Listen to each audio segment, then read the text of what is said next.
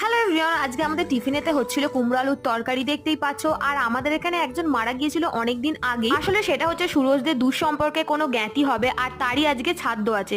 তো ছাদ্য উপলক্ষে বাড়ি থেকে তো কেউ যাবে না তাদের বাড়ি খেতে, আর আজকে বাড়িতেও ভাত রান্না হবে না, আজ বাড়িতে লুচি হবে। আর ভেবেছিলাম যে টিফিনের কুমড়ো আলুর তরকারিটা দিয়ে সবাই হয়তো লুচি খাবে। তো অনেকটাই বেলা হয়ে গিয়েছিল, সুরজ তখন বললো মটরশুটির কচুরি খাবে। তো সবাই মিলে মটরশুটিগুলো ছাড়িয়ে নিয়েছি। মটরশুটিগুলোর সাথে দুটো শুকনো লঙ্কা দিয়ে আমি মিক্সিতে ভালো করে পেস্ট করে নিয়েছিলাম। সামান্য পরিমাণ তেল দিয়ে তার মধ্যে একটু আদা ফোড়ন দিয়ে মটরশুটির পেস্টটা দিয়ে দিয়েছিলাম, আর তার মধ্যে দিয়েছিলাম সামান্য পরিমাণে লবণ, চিনি, হিং আর শাহি গরম মশলা। তো সবকিছু দিয়ে পুরটা এখানে বানিয়ে নিয়েছিলাম।